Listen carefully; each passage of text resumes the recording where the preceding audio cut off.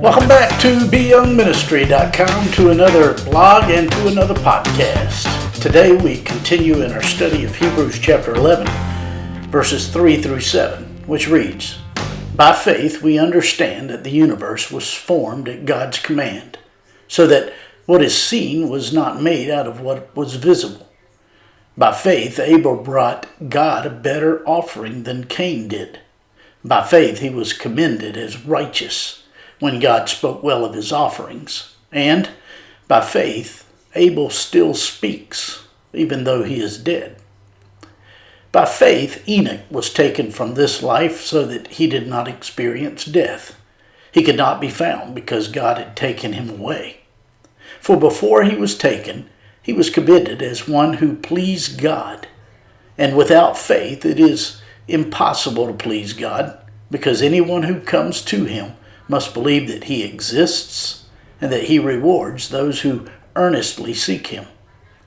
By faith Noah, when warned about things not yet seen, in holy fear built an ark to save his family.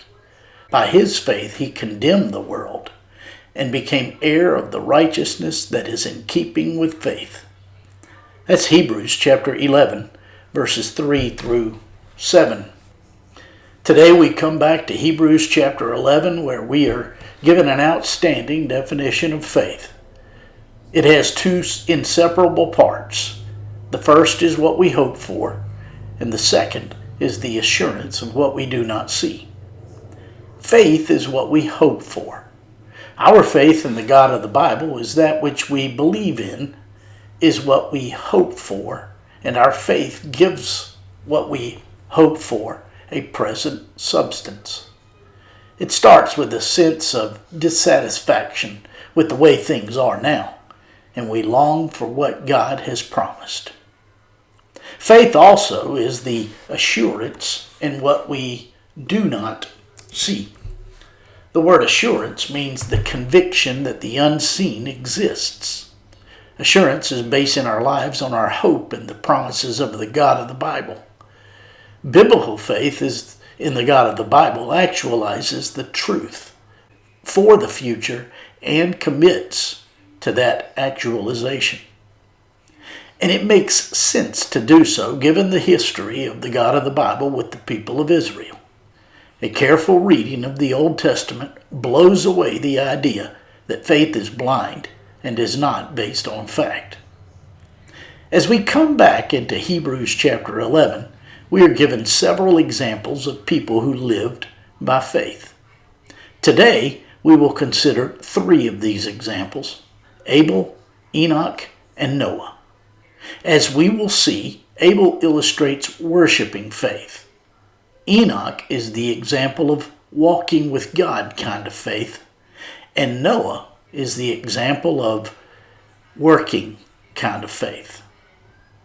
Before we get to these three, let's consider verse 3 of today's text, which reads, "By faith we understand that the universe was formed at God's command, so that what is seen was not made out of what was visible."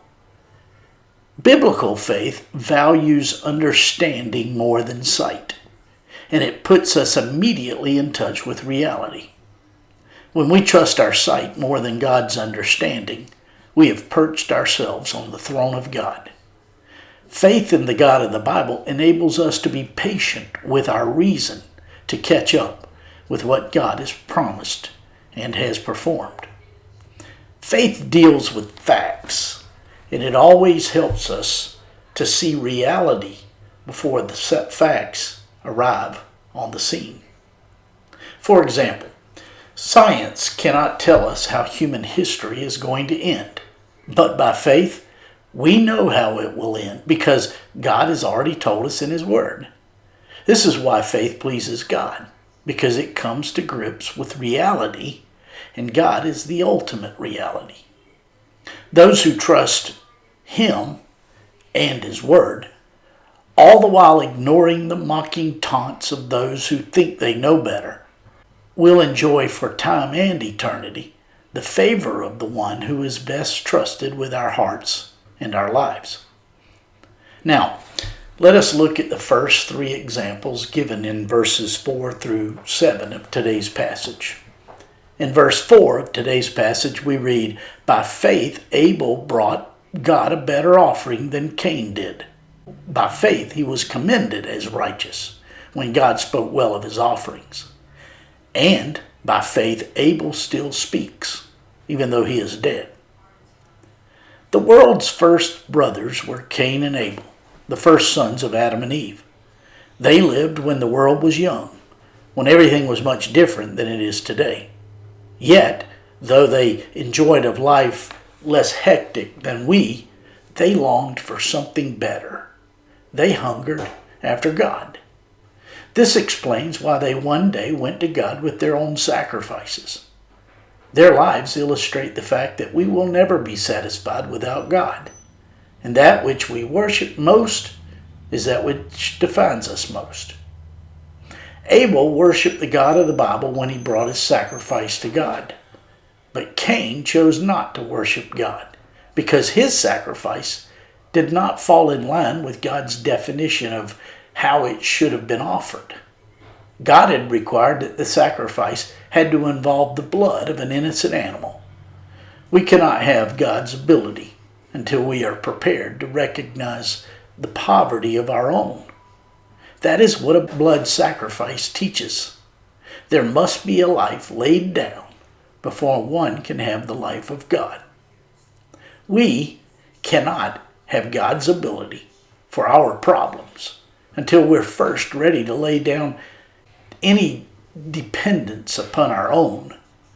And Abel was the first man to learn this truth, and we do well to follow his example of worship.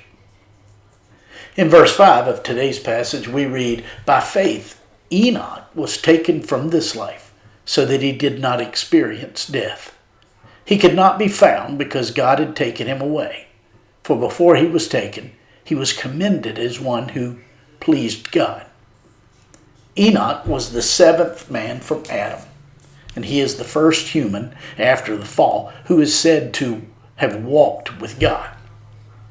At age 65, Enoch began for the first time to enjoy the continuous presence of the unseen God of the Bible, and he related his life daily to him. In doing so, Enoch found a fellowship that death could not interrupt.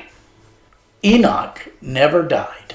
God took him to heaven before he physically died. He was one of two men in the Bible of whom it is recorded that they never died physically. Elijah was the other. The phrase, "he was commended as one who pleased God," has to do with receiving approval. God approves of us when we operate on faith, when we lack the ability to make sense of a situation and we rely on him to work things out.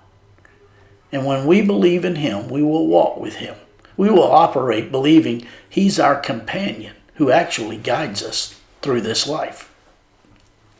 In verse 6 of today's passage, we read, "And without faith it is impossible to please God, because anyone who comes to him must believe that he exists and that he rewards those who earnestly seek him."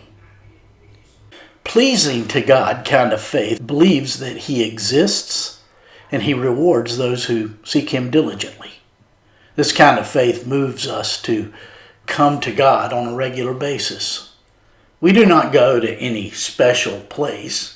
No, we come to him in our hearts as we live our lives. As we make decisions, we reference the Lord before we do so. When pleasing God becomes the determining factor for our decisions in life, life becomes easier. When we seek him first, all other things in this life will be added unto us. In verse 7 of today's passage, we read, "By faith Noah, when warned about things not yet seen, in holy fear built an ark to save his family. By his faith he condemned the world and became heir of the righteousness that is in keeping with faith." Noah believed God when God told him that it would rain, even though Noah had never seen rain. And Noah believed God so much that for the next 120 years he worked at building a very large flotation device. Through the ridicule of all of his friends and acquaintances, Noah believed and worked on that ark. He did this because God told him what would happen in the future, even though it did not make sense to Noah. And sadly, only 8 made it through the flood because they didn't believe God. To be able to bank our lives on someone who is invisible looks like the most preposterous thing imaginable to those who do not. The unsaved cannot comprehend this kind of spiritual faith because the Holy Spirit has not awakened them to the God of the Bible. All people live by faith. The difference is the object of our faith. We all ride in cars that cross over man-made bridges, and we all ingest foods and or medicines believing they are good for us. But even though all people have natural faith, we do not all have the ability to perceive God, because believing in the God of the Bible is a spiritual kind of faith. Stay tuned tomorrow as we consider a few more of those who demonstrate to us what it looks like to believe in the God of the Bible. My friends, I trust this blog and this podcast are useful to you in your walk with the Lord. If I can be of further assistance to you, shoot me an email at BYoungMinistry@gmail.com. Hey, have a great day.